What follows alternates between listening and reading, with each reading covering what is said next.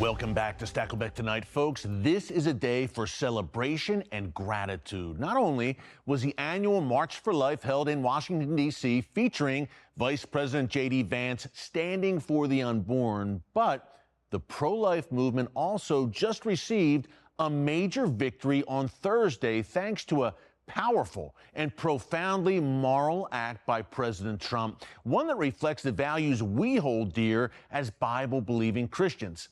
The president issued pardons for 23 peaceful pro-life advocates who were unjustly imprisoned under the Biden administration thanks to the so-called Freedom of Access to Clinic Entrances, or FACE Act.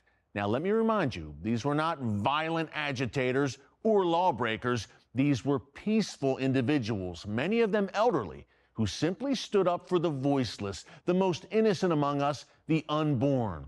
They prayed, they counseled, and they peacefully protested, exercising their First Amendment rights to speak truth to power and to defend the sanctity of life.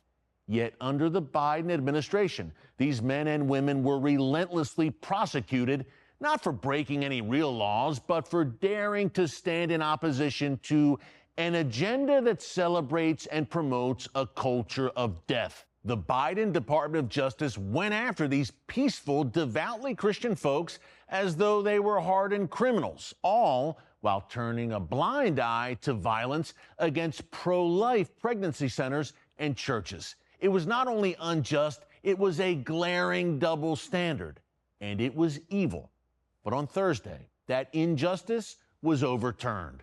President Trump pardoned these 23 pro-life individuals and in the process called out the travesty that led to their prosecution. Take a look.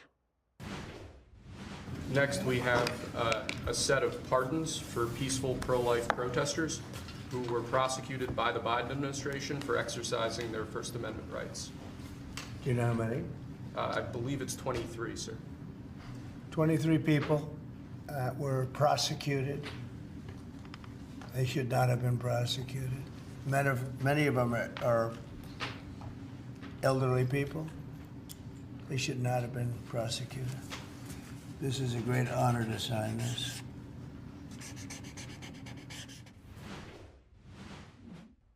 You know, Proverbs chapter 31 says, "Speak up for those who cannot speak for themselves, for the rights of all who are destitute. Speak up and judge fairly. Defend the rights of the poor and needy."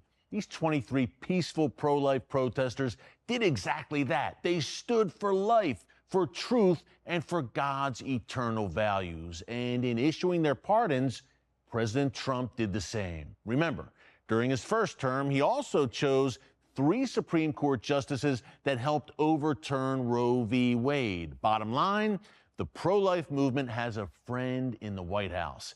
It also has one at the vice president's residence. Here was J.D. Vance earlier today at the March for Life in D.C. The benchmark of national success is not our GDP number or our stock market, but whether people feel that they can raise thriving and healthy families in our country. You make it possible for us to stand here and say that America is fundamentally a pro-baby, a pro-life, and a pro-family country. It is a joy and a blessing to fight for the unborn, to work for the unborn, and to march for life. Folks, when we take a stand for righteousness, the God of justice takes notice and he acts. That bodes well for our new administration and for our country. Honor God, and he will honor you. Up next, my